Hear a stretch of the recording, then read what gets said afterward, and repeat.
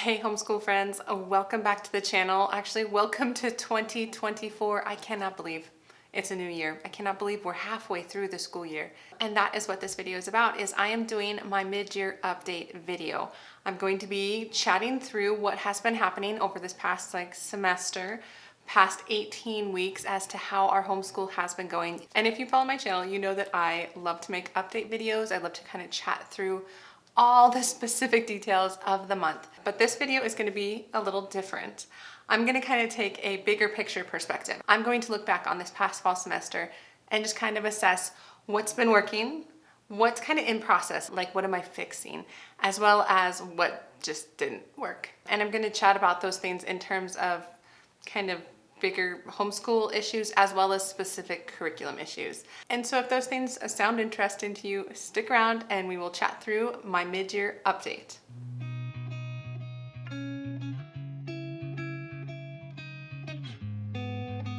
So hi, my name is Angie. Welcome to the channel if you're new, or welcome back if you've been coming for a while. So like I said, this is going to be my mid-year update video.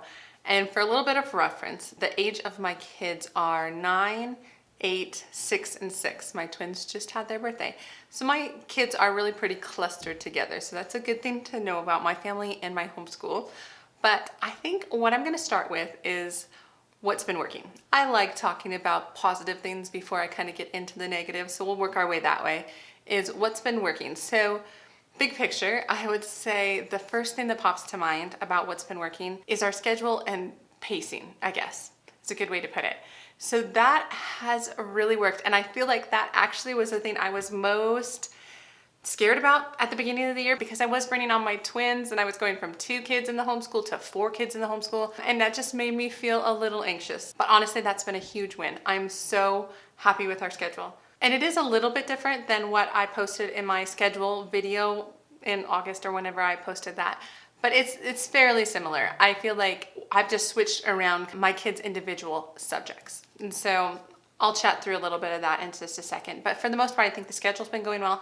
As for pacing, what I mean by pacing is like, how do I spread out the work over the year? I did just make a video checking in, like doing a mid-year curriculum check-in that talked all about this, because this matters, at least to me. I'm a scheduler. I like to kind of be a little bit linear in my thinking. And so it's really helpful for me to have a mid-year check on where we are curriculum-wise. And that's been going really, really well. And actually, I would say this is probably the year where it's been going the best. And I'm honestly not sure why, but I will take it. So schedule and pacing has been awesome. The other thing I would say that has gone really well is kind of my teaching, like confidence in teaching. I feel like I'm going on, 4 or 5 years of homeschooling, and I have grown a lot as a teacher, but mostly I'd say in the realm of confidence, in the realm of like, I can make changes. I know kind of what changes to make. I know when to stick with something and when to make a change. I have just the experience that results in like this intuition in the moment where I'm just like, this child seems like we can adjust a little bit and keep going. Like I've done a lot of fine tuning in our homeschool this year. Like I've been able to take what isn't quite working and figure out how to make it better without a big switch. Like in the past, I have made bigger switches. And although I do stand behind that, I feel like there's nothing wrong with switching curriculum when it just doesn't work. But honestly, the hard thing is to know like what's the difference, right? When you should fine tune and when you should totally switch. But I would say, looking back on the fall semester, I'm really happy with the way we did make some changes, although it hasn't been huge changes.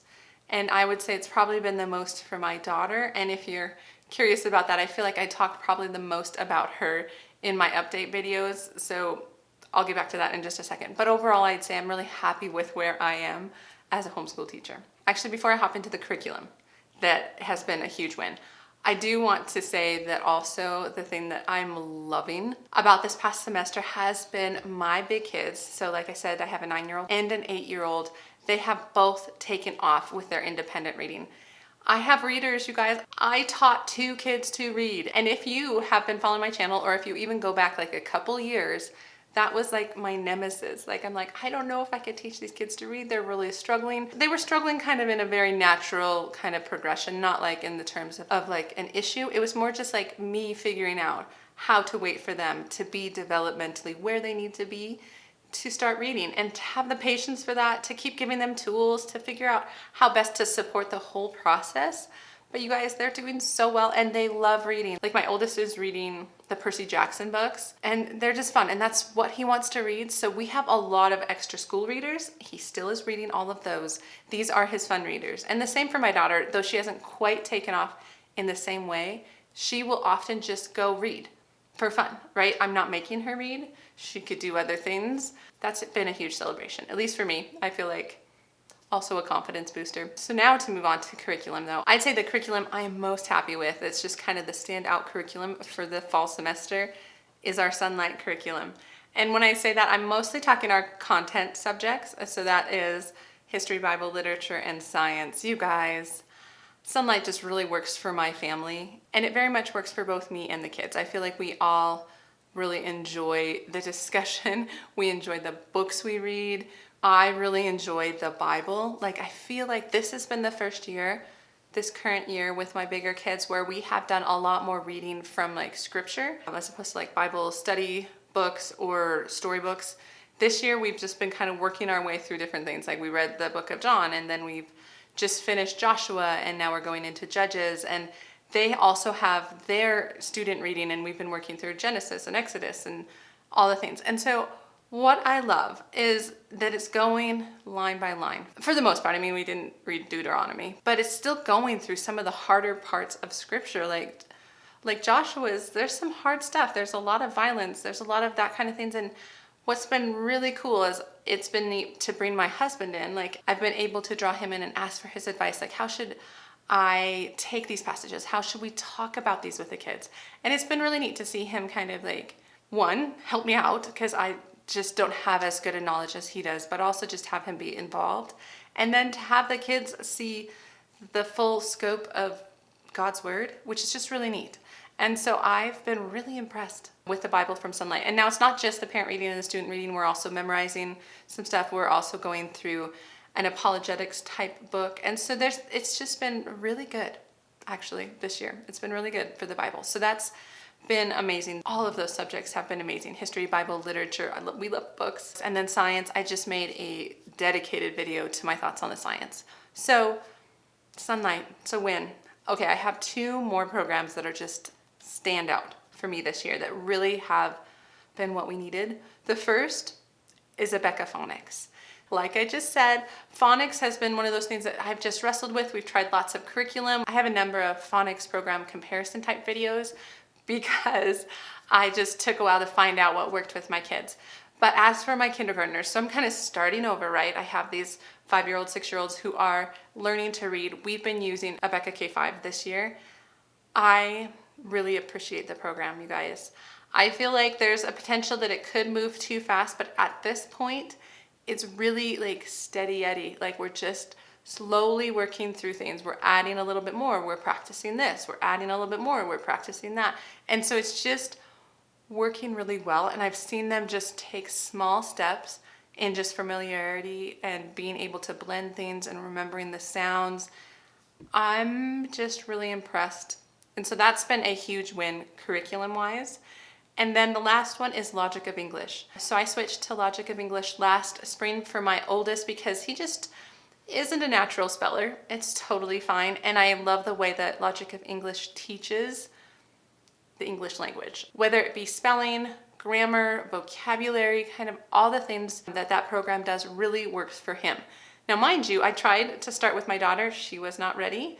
We'll try again next year, but honestly, it just might not be the program for her. But for me, it's a huge win because my son is doing well. He's thriving under it. I mean, it's not a very exciting program, but it's working, and so we're doing it.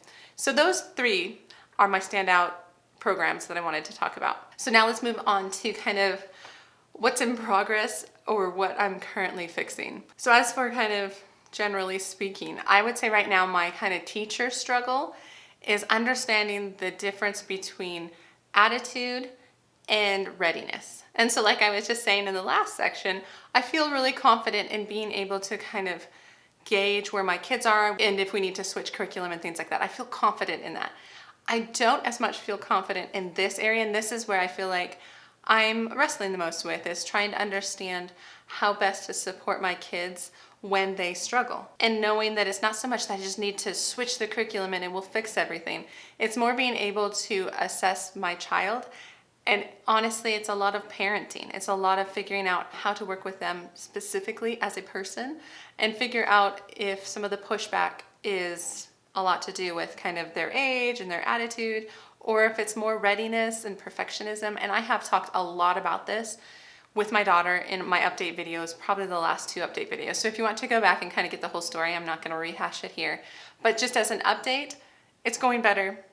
It's going a lot better. I feel like we found some good rhythms. We found some good solutions and things that I'm trying to kind of just adjust and tweak here to support her, and to also figure out kind of that difference of like, do I need to push her, or is there something else going on underneath? All of those questions that kind of make being a homeschool parent difficult, because they're still kids and we're still kind of training them in not just math and reading, but also just kind of like right behavior and morality and things like that too. So I'm working on it. I'm in progress, part of kind of my teaching. And then also the other thing that's in progress, I guess this is more of a curriculum thing, sort of, but it's the idea of independence with online programs. So we started with Nicole the Math Lady this year. I have a whole comparison video of different programs we looked at, and we're really happy with Nicole the Math Lady and her program. Now the part that makes this in progress is the fact that I just wasn't sure how this was gonna go.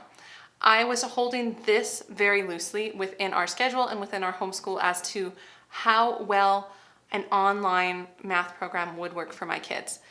And it's a couple of things. One, can they learn in that way? Are they retaining it? Am I able to know if they're learning and retaining? I feel like it's on both sides of trying to see if this strategy will work in my homeschool. And I'm choosing to try this because I have 2 kindergartners and it's just a busy household. It's a busy homeschool. And so I really wanted some stuff off my plate.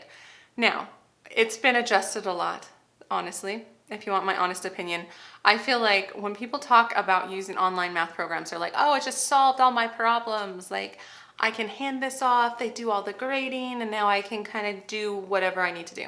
That has not been my experience. And I'm not sure if it's just me. Maybe I don't like releasing so much control to a computer program, but I also want to make sure that my kids have a solid math foundation. And like I said, I have a 9-year-old and an 8-year-old. So these are not like high school independent math programs.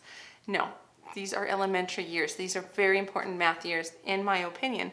And so we've done a couple things, like with my daughter who was using Saxon Math 3 with Nicole the Math Lady. I started with her just kind of doing everything on there. And then I realized I still needed to do some of that morning meeting sort of content where you're skip counting and doing problems and working on coins and clocks and stuff like that. I needed to make sure I did that. So I pulled that back and we started doing that together. I started making sure she was using her flashcards and not just skipping that, because I realized that was not a part of the videos. And then I let her go again, and then I realized that she was getting very frustrated with the online grading component. Like, it would just make this sound when it was wrong. And even though she had like 6 tries to get it right, it would just devastate her, honestly. And so I pulled that back. I just started having her only watch the videos, and then she'd start using the math worksheets again to do her worksheet, and I would be grading those. And so I'd have her do it, I'd grade it, and then that is another thing that we were working on, if we needed to do side B based on how well she was getting it or how hard she was trying, and understanding kind of her motivations. But I feel like that helped a lot. And the same has happened with my oldest, who was doing Saxon 5-4. It was going really well. He handled the like grading and the noise and the fact that he got it wrong. But then there was a point where he realized, and I realized, that he wasn't necessarily learning really well using that system, because he would know he has 6 tries, so he would just guess for a number of them. So I'd get back these like grading reports, and I'm like, do you not understand this concept? Or are you guessing? Or were you doing question 2 instead of question 1, and then you realized it, and it took you 5 times to realize you were on the wrong question. Like, I had all these like questions, and it was hard for me to take the grading report and understand what he understood. And so I took the grading back. So neither of my kids are using the grading at this point this year. We'll probably next year just sign up for videos only, because at the beginning of the year when I was signing up, I was like, why wouldn't I do the grading? That's fantastic. Now I know. Now I know why I would not do the grading, because one, it devastates one child, and the other child I feel like is learning a lot more since I took it back. Not that he tries harder, but maybe a little bit. He tries harder to get the question right the first time because he has like one go at it, and then I grade it, then we discuss it. It seems like it's almost like higher stakes for him, if that makes sense. So that's something that's kind of in progress. I would say the other curriculum piece that's in progress is Sonlight Language Arts. And so there's so many things about it that I love, and I go in waves with Sonlight Language Arts. Sometimes I'm like, this is the best program ever. Other times I'm like, I feel like I'm the wrong teacher to implement this program. And so there's many things I do love. We love the readers, hands down. We will keep using the readers. I think they're really good. I think my kids have really taken to them, and even though they're not as exciting as like Percy Jackson, they're still learning a lot from the readers. So I think the readers are going amazing. And then as for the program in general, I'm using it a little different for both kids. Like I said, my older child, I'm using Logic of English for a lot of those like grammar, spelling, vocabulary, all those things. So we only use pretty much the readers and the creative expression for him. Now that's going pretty well. I say the creative expression is going pretty well. We're kind of struggling a little bit between the two of us to figure out how much I help or partner with him, but am I doing it too much? Because sometimes he'll say like he would like to take it more, but I don't know how to like dole it out a little bit less, like, if you know what I mean. I'm struggling to figure out how to help less. Sometimes I'll be like, okay, we'll just try it, see what happens. And then I'm like, just hand it to him, and that doesn't always go well either. But I also feel like he's doing pretty well with that idea. Like, I feel like he is pretty creative and he likes to have fun with the assignments, but then he's very linear in his thinking. And sometimes I wonder if a more linear type program would help him, but I'm not sure. So anyway, that is definitely still kind of in the works. And I'd say for my daughter, my 8-year-old, we're using the whole of Language Arts 3 with her. So the spelling, the extra workbooks like the vocabulary and phonics and stuff. And so I'd say it's going well. We're still working out again how we partner well with the creative expression. She is still in that stage of like kind of blank page, deer in the headlights sort of season. So I do a lot of hand holding with her, but it's fun when I am able to kind of release her a bit and remind her that she doesn't have to spell anything right. And I just want to hear her voice, and that goes a little bit better. So I'd say it's an in progress curriculum that I come and go with, honestly. And so anyway, those are the programs that I'm still very much committed to and want to use. We're just in process on fixing them. And now to get to the part of the video where I talk about the things that are not working. The things that are not working. Okay, broadly speaking, what is not working was my goal of adding more fun. Now, when I say that, it's mostly that I feel like I'm not the right person for that. And we do things. I mean, they have sports. We have our enrichment program, which I've made a video about, which is an amazing program where they get to do all these fun like art, musical theater, Legos, all the design stuff. So they have these things already built into their week. We do field trips associated with that enrichment school where we go see plays, where we go to the museum. So those are great. And then on top of that, we do all the kind of extras that come with Sonlight, like the hands-on history, so crafts, and the science experiments. We always do those. So I feel like when I say we're not doing fun things, I don't think that's totally true.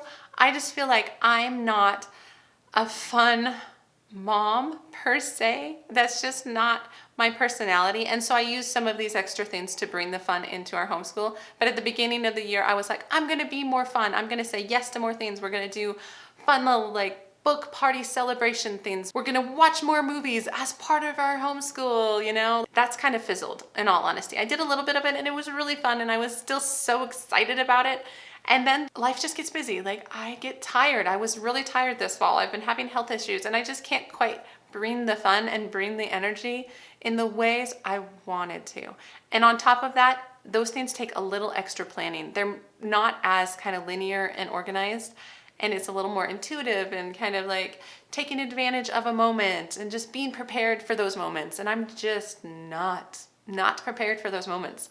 And that's okay. I've learned the whole like stay in your own lane, celebrate the things you do well, and just release all the comparison of maybe those ideas. Even though those ideas weren't necessarily someone else making me feel guilty that I'm not doing that, I really wanted and desired that for our homeschool and for myself as a homeschool teacher, but I'm okay with less of that because I have fun built into kind of our natural schedule. I mean, we don't just slave away over here. There's a lot of things going on. So fun, I've been not doing as good at as I wanted to. It's been a bit of a fail, which segues into curriculum that is not working. All right, you guys. Brave Writer isn't totally working. Now, there are some aspects of it that are working. And I've talked a bit about this, but I've worked my way back out of it for like the 5th time. If anybody's been a long time watcher of this channel, I've been talking about my love of Brave Writer and the ideas behind it for like 4 years. And it doesn't quite work. And what I need to accept is it doesn't work for me as a person. It does not make the ideas any less valid or any less beautiful or all the things that really draw me to it. It's just the reality of that doesn't mesh well with who I am and what I need in this season of my homeschool. And just kind of like Charlotte Mason, I need to let go of Brave Writer in the extent of using the curriculum. I feel like I've learned a ton, which is the parts I'm keeping. And that's what I wanted to say and make sure I explain is that I've learned a ton from kind of deep diving into Brave Writer. I've learned about this idea of really partnering with our kids and honoring their writing voice and honoring just them as people, right? To be able to look at my son and my daughter and recognize they're very different. What moves the ball for my daughter does not move the ball for my son. And awareness of that helps me get the best out of them, helps me see their like attitudes in a certain way or just their struggles in a certain way where I can view them in a way that helps. And I think Brave Writer has really been supportive of that. I wouldn't trade it for the world. I feel like I'm still really like the Growing Brave Writers manual, just kind of that idea behind it, whether I'm using it or not. I feel like it influences how I use the programs I am using. It's just too loosey-goosey for me. It honestly is. And I don't have the brain power to lift that off the ground. And I really wanted to, you guys. I really wanted that feeling of just kind of the more relaxed, fun-based homeschool. And it's just not necessarily who I am, but there's other things that we do really well. And I know that and I remember that. And so as for curriculum that's not working, Brave Writer is not working. You guys, it's not working. So I'm just gonna be okay with that. That is just really why I like to do these mid-year check-ins for myself, as much as to share with you, but just really for myself to just look at some things honestly. And Brave Writer is one of those. So yeah, those are the things that are not working, but all in all, I'd say I have a lot more things that are working than aren't working. I am not at like the mid-year in our homeschool year, just exhausted and disliking everything and wishing we wouldn't have chosen what we did. I'd say for the most part, everything's going really well. Most of our days just kind of are pretty ordinary. We get stuff done, we learn a few things, you know, it's good. Some days are outstanding, amazing, like, wow, that was just so fun and special and we were able to really capitalize on kind of this learning aspect. And other times it's been terrible, right? So, but I'd say overall, it's been really steady and I needed a steady homeschool year. So I hope this was entertaining to listen to and useful. I would encourage you all to do the same thing kind of midway through your homeschool, is really take a step back, disconnect yourself a little bit from it and try and look at the situation in a bit of an impartial sort of way so that you really understand what's going on. And so I'd love to hear what you think about my year, the good and the bad. And I'd love to hear kind of a few of those things for yourself if you are willing to share. So I hope you all are doing well. I hope you are excited for 2024. I always love the new year. So anyway, if you like the video, give it a thumbs up, subscribe to the channel if you want to, all the things. But I will see you guys in the next homeschool video. All right, guys, take care.